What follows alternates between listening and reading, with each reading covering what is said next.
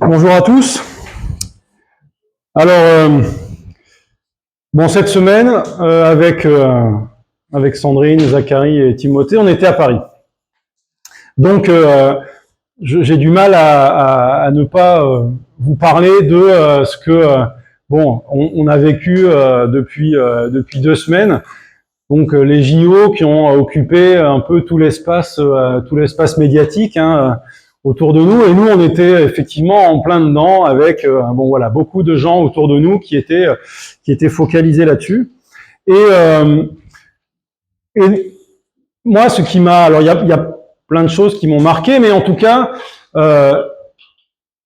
ce qui m'a particulièrement touché en fait, c'est évidemment, enfin les athlètes en eux-mêmes, et puis la façon dont ils sont présentés, dont ils sont mis en avant. Hein, c'est vraiment le temps pour eux d'être glorifiés, etc. Et donc les médias autour de nous, les gens, eh bien nous présentent ces athlètes comme des surhommes, des surfemmes, d'accord, qui voilà, sont exemplaires par leur consécration, par les sacrifices qu'ils font hein, pour atteindre le plus haut niveau, pour devenir les meilleurs.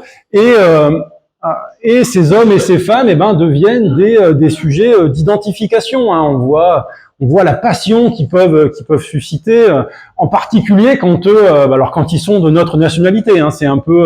C'est ça qui est un peu marquant. Hein. Vous avez peut-être notre nageur Léon Marchand, hein, c'est ça, donc qui est acclamé, enfin même quand c'est pas, enfin même quand les gens sont pas à la natation, en fait, ils sont en train de regarder autre chose et puis ils se mettent à acclamer parce qu'il est en train de gagner une médaille à l'autre bout de Paris. Bon, donc il y a une identification, voilà, les gens se projettent sur eux, se passionnent. En particulier d'ailleurs pour ceux qui font des comebacks. Vous voyez, on adore ça, les comebacks. D'accord. Donc, en particulier, alors on peut penser à Simone Biles. Hein, vous voyez, la gymnaste américaine qui a échoué, qui a eu des gros problèmes de santé mentale au dernier JO et qui revient cette fois-ci en étant la meilleure. On peut même penser aussi à Teddy Riner qui s'est planté au dernier JO et qui revient et qui gagne tout. Donc c'est cette façon de revenir, de se relever de sa chute. Ça fait partie de voilà, c'est quelque chose avec lequel on va se sentir proche.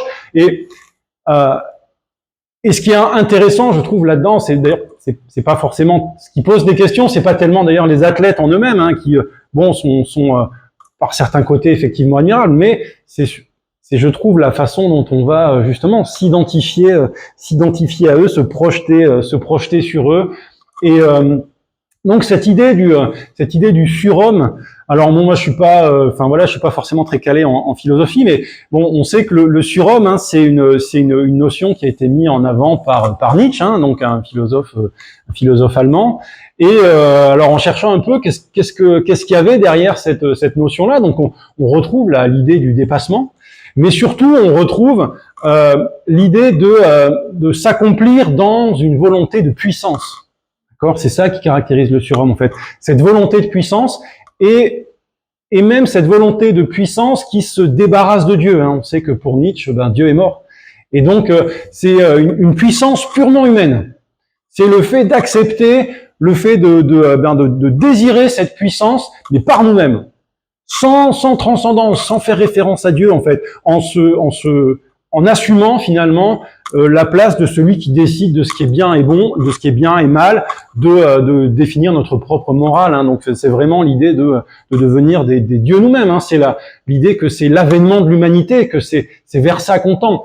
Et je trouve que dans la présentation qu'on a, dans cette projection qu'on a vers ces athlètes incroyables, il y a cette idée du surhomme, cette idée de cet homme qui serait, ou de cette femme qui serait l'idéal de notre humanité. Et donc en me confrontant à ce que notre société nous renvoie, je me suis dit mais la Bible elle nous présente aussi des personnes auxquelles s'identifier, des personnes qui ont eux aussi d'ailleurs fait des comebacks. Et je vais juste choisir 2 personnes et essayer de réfléchir un petit peu à ce que leur vie nous apprend. Alors, et la première que j'ai choisie, je vous dirai à la fin pourquoi ça, c'est cette personne-là qui est venue en premier, mais vous allez voir qu'elle va faire sens parce que c'est Samson. Et Samson, bon, évidemment, c'est l'homme fort, d'accord, dans la Bible. Hein. C'est vraiment, c'est le Teddy Riner biblique, on peut dire comme ça. Hein, donc, en inversant un peu l'ordre, mais voilà, c'est celui dont la force était inégalée, d'accord, celui qui était vainqueur par sa puissance physique et qui terrassait ses ennemis grâce à elle. Et alors on va voir 3 caractéristiques de ce Samson. Et évidemment, bon, pour nous, alors on connaît bien l'histoire. Je vais la survoler très rapidement, mais on sait que c'est une histoire tragique, d'accord, celle de Samson. Alors c'est vrai que certains commentateurs voient Samson comme un homme qui maîtrise sa vie et qui est un exemple. Bon, certains le voient comme ça, mais la plupart des commentateurs le voient plutôt comme un homme qui est faillible et qui est conduit par ses pulsions et qui va effectivement terminer sa vie de façon tragique. Et je vais juste lire, trois versets en fait qui introduisent trois chapitres dans la vie de Samson, 3 chapitres qui sont à chaque fois associés à des femmes, d'accord, et on sait que Samson, son problème, c'est son rapport aux femmes. Et à chaque fois, donc je lis juste le premier verset. Donc le premier, ça va être dans Juge 14, au verset 1, versets 1 et 2. Un jour, Samson se rendit à Timna, il y remarqua une jeune fille philistine, et à son retour, il raconta la chose à ses parents et dit « J'ai remarqué une femme parmi les Philistines, et je voudrais que vous alliez la demander en mariage pour moi. » Première femme, et premier épisode dans la vie de Samson. Et donc, alors, on connaît l'histoire, hein, donc il va aller donc la demander en mariage. Ensuite, il va y avoir un défi lancé aux compagnons du mariage, et finalement sa femme va le pousser à lui dévoiler finalement l'énigme, et il va donc devoir payer en fait aux compagnons du mariage, en fait il va devoir leur donner quelque chose, et donc il va aller tuer des Philistins, voilà. Sachant que je précise donc pour donner un peu de contexte, mais dans le chapitre précédent, en fait, on voit que Dieu choisit Samson, en fait, permet à sa mère de devenir enceinte alors qu'elle était stérile. Et l'objectif de Samson, c'est de commencer à délivrer Israël des Philistins, qui donc oppriment le peuple à ce moment-là, d'accord? Donc c'est le commencement de la délivrance, passe par Samson. Donc, premier épisode, Samson se place dans une situation où, il va devoir, il s'en sort finalement encore une fois par sa force. Deuxième épisode, donc on saute un chapitre, on arrive au chapitre 16. Encore une fois, le verset 1, Samson se rendit à Gaza, il y vit une prostituée et entra chez elle. Donc encore une fois, une femme que voit Samson, qu'il va désirer, il va passer la nuit chez elle, et à ce moment-là, en fait, il est attaqué par les gens, enfin les Philistins qui sont là, et il va encore une fois se sortir de cette situation grâce à sa force, en arrachant les portes de la ville et en les montant en haut de la colline qui est en face. D'accord ? Troisième épisode, encore une fois, je lis juste le premier verset, donc là c'est encore au chapitre 16, et là au verset 4. Plus tard, Samson tomba amoureux d'une femme nommée Dalila, qui habitait dans la vallée de Sorek. Alors Dalila, on ne sait pas trop bien si elle est philistine ou si elle est israélite, mais bon, on sait qu'est-ce qui va devenir, qu'est-ce qui va se passer, hein, elle va le trahir. Et donc, à chaque fois dans ces histoires-là, ce qui me marque, c'est que Samson se pense plus fort qu'il n'est. D'accord ? il a une grande puissance physique, bien sûr, mais il se place dans des situations où il pense qu'il va s'en sortir. Il pense que ça va bien se passer. Et à chaque fois, il se retrouve, à chaque fois, alors il est manipulé. D'accord? La première fois, donc sa femme, elle insiste pour qu'il lui donne la solution de l'énigme, et Samson va céder. Et il va lui donner. D'accord? Donc, la deuxième fois, il se retrouve dans la chambre de la prostituée, et il est attaqué par ceux qui sont autour de lui. Évidemment, la troisième fois, là encore une fois, il a pas appris de la première, hein, il recommence, et donc Dalila va insister pour qu'il lui donne le secret de sa force, et il va finir par lui donner. Et cette fois-là, il va pas s'en sortir. Mais à chaque fois, Samson pense qu'il est fort. Et finalement, dans ces situations-là, eh bien, il est faible. Il est nazir, Samson.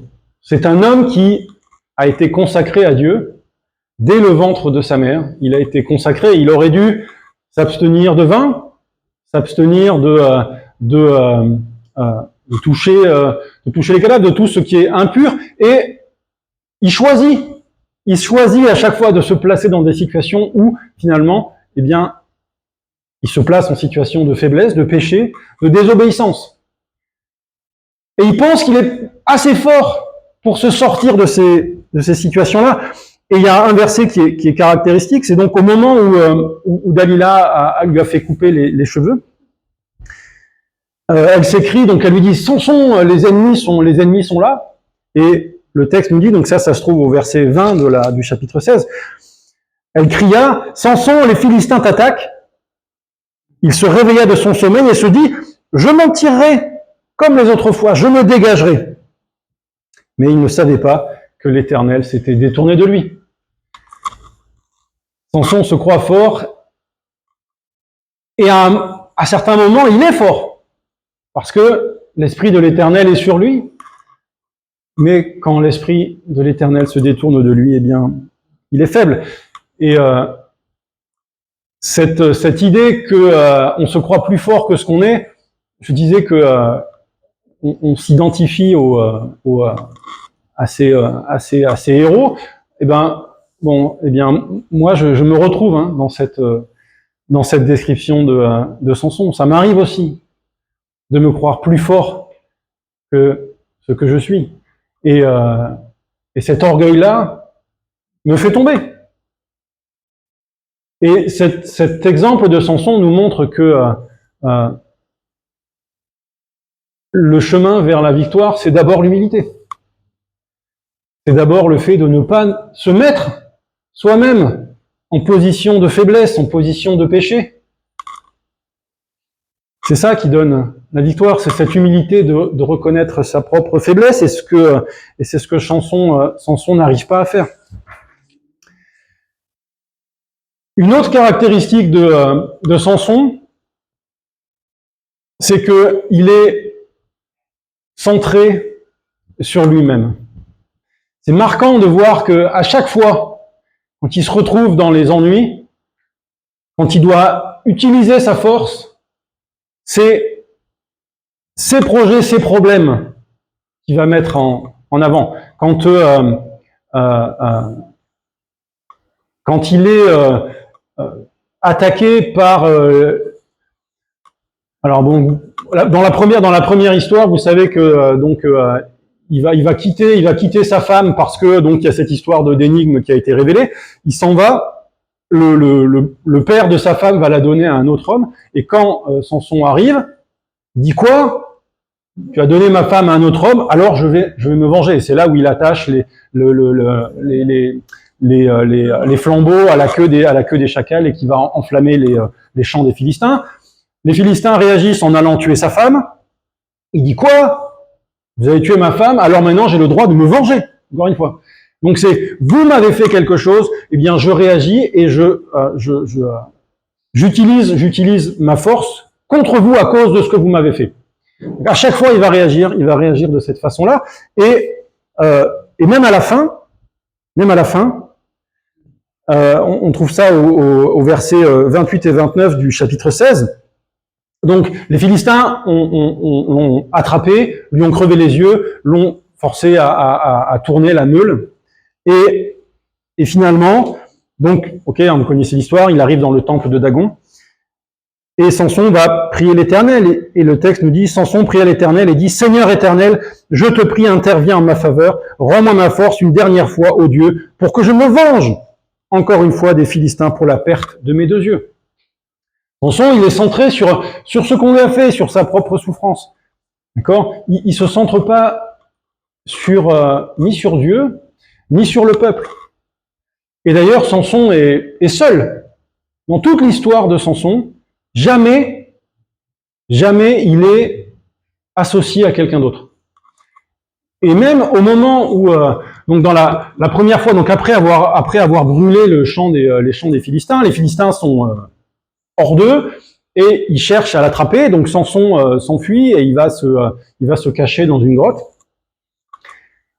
Et les Philistins vont le chercher et c'est même ses propres frères qui vont le livrer. D'accord ? Les frères vont dire, quoi ? Qu'est-ce que tu as fait ? Tu nous mets dans une situation impossible, les Philistins nous oppriment, et à cause de toi, ça va être encore pire. Et donc, 3000 hommes de Juda vont venir chercher Samson pour le livrer aux Philistins. Samson, il est seul. Il y a personne autour de lui. Il s'est pas préoccupé des autres. Il était complètement centré sur lui-même. Quand on lit tout ça, on se dit, mais bon, ce Samson, déjà, on comprend pas pourquoi est-ce que Dieu a choisi un gars comme ça. On a l'impression, alors, moi, ma première impression, c'était que vraiment, il y avait rien à en tirer, quoi.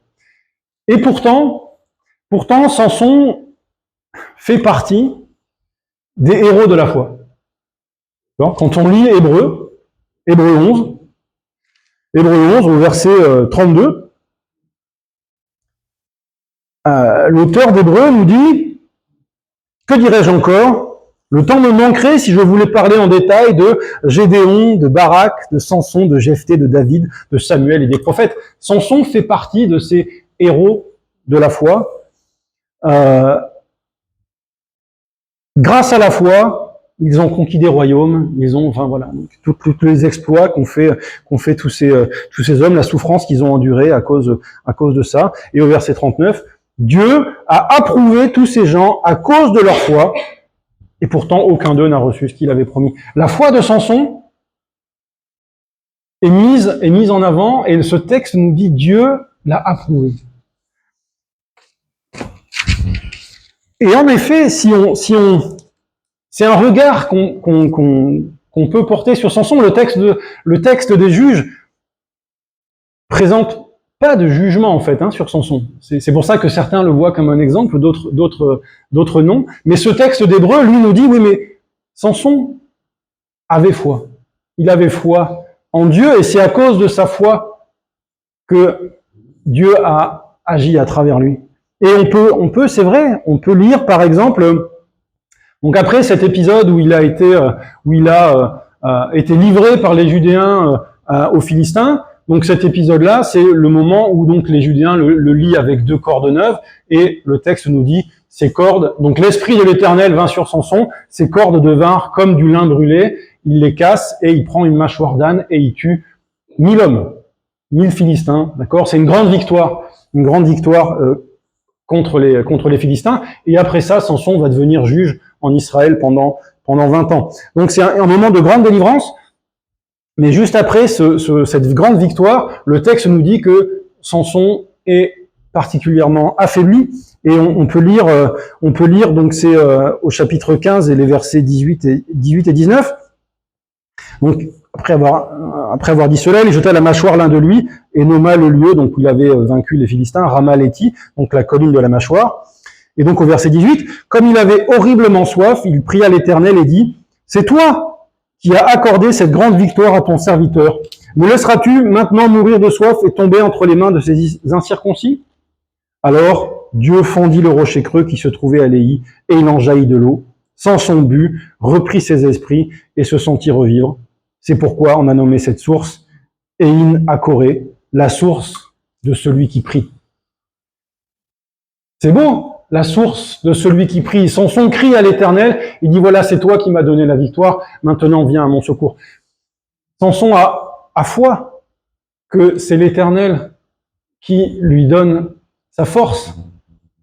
Et cette histoire, c'est à la fois un encouragement et à la fois un avertissement très puissant, parce que la volonté de Dieu s'est accomplie dans la vie de Samson. Samson, il devait être celui par qui la délivrance commençait. Et c'est effectivement ce qui s'est passé, malgré sa faiblesse, malgré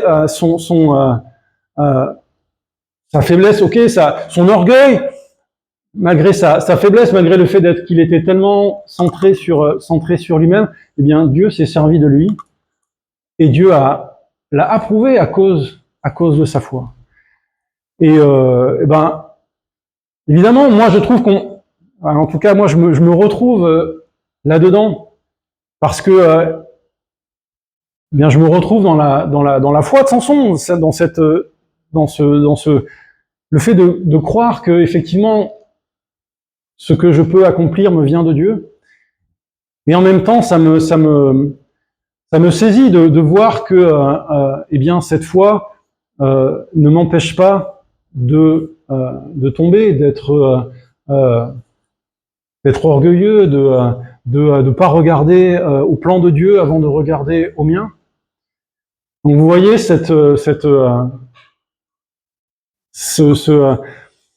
pas une ambiguïté, mais c'est ce contraste en fait entre la puissance de Dieu, entre la grâce de la foi et la faiblesse que nous pouvons vivre. Je vais prendre un deuxième exemple une autre personne biblique qui a fait un comeback, et celle-là, le comeback le plus retentissant auquel on puisse penser, eh bien évidemment, c'est celui de Jésus-Christ lui-même. Parce que lui aussi a fait un comeback, il a fait un retour de la mort. C'est lui qui a fait le retour le plus incroyable qu'on puisse imaginer.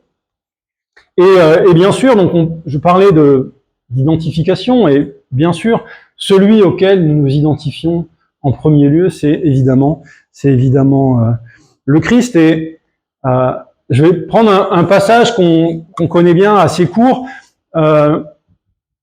qui se passe justement après sa résurrection, et qui, je trouve, redéfinit finalement ce que c'est que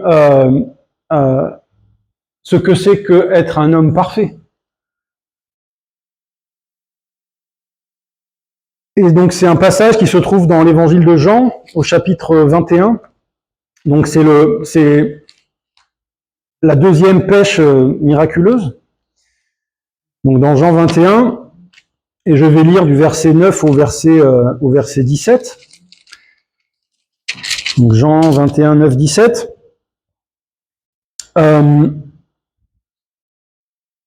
Donc une pêche miraculeuse, d'accord. Donc les disciples sont en train de pêcher, et le Seigneur leur dit voilà, donc ils reviennent à la plage et ils ont rien attrapé. Le Seigneur leur dit jetez votre filet, ils le jettent et ils retirent plein de poissons.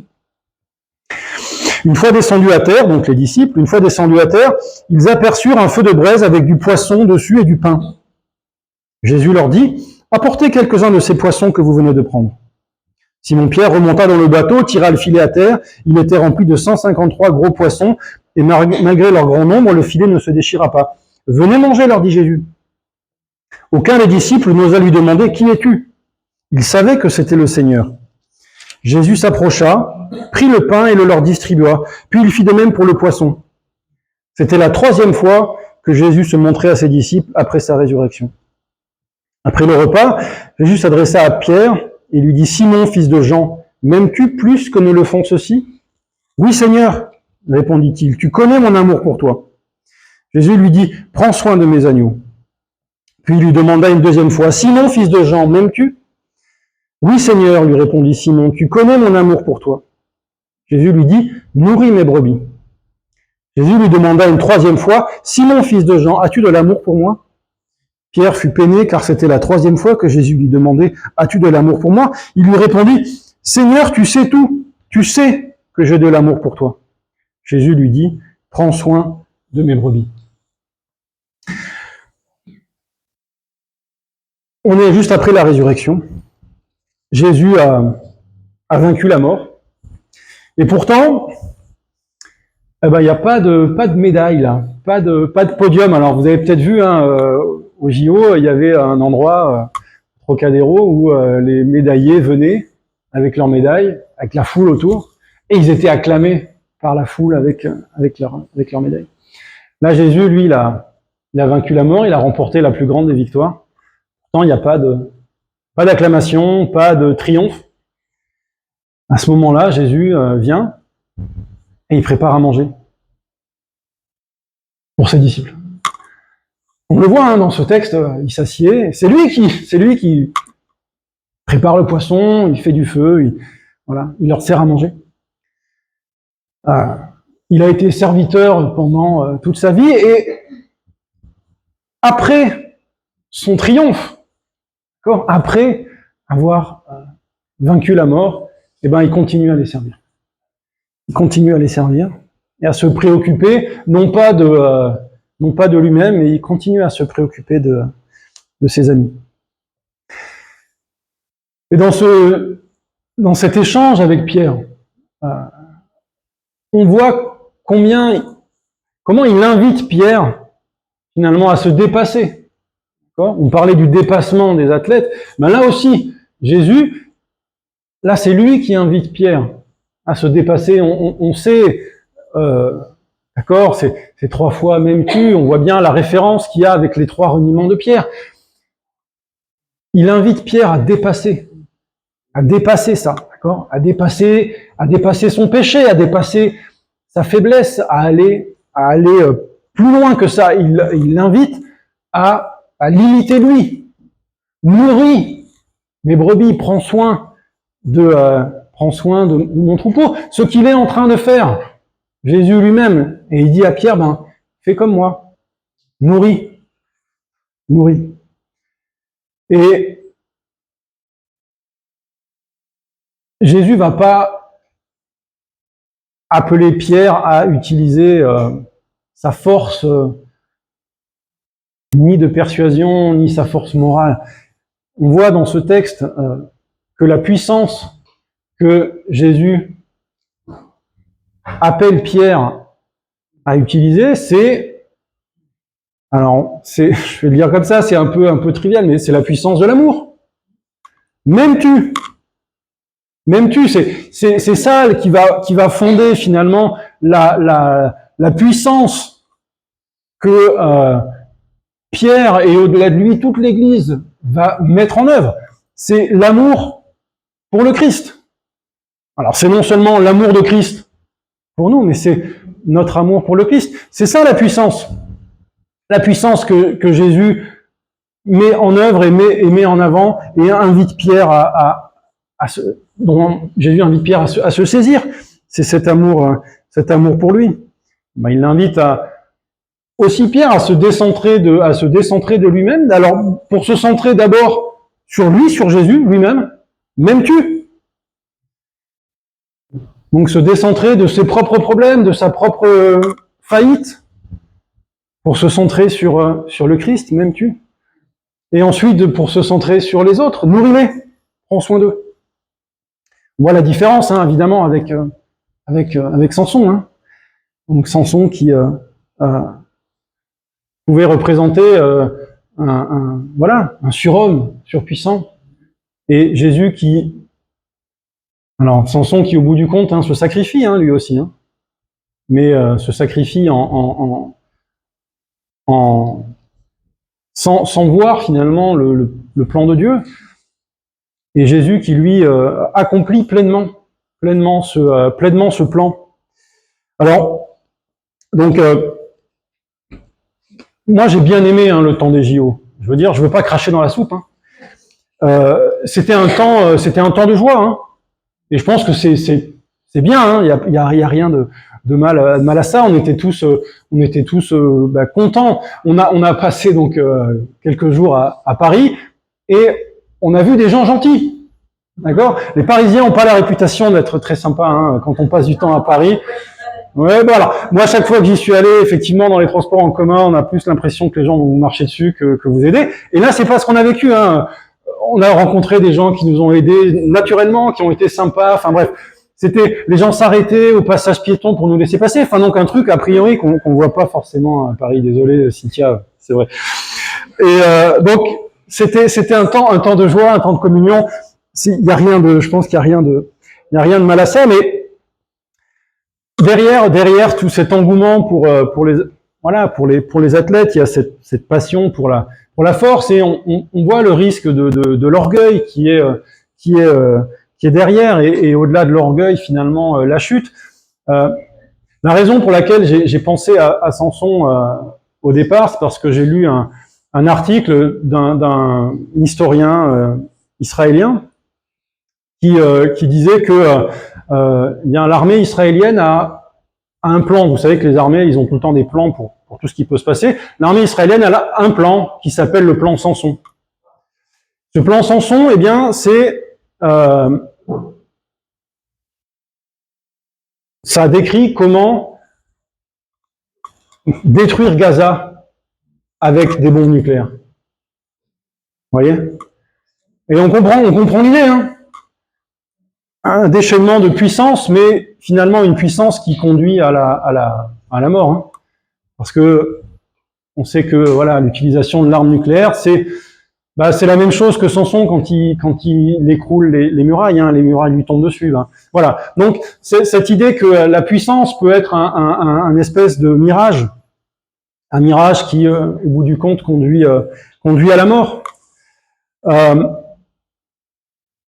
Le Christ nous propose un autre chemin, un chemin qui n'est pas celui du surhomme.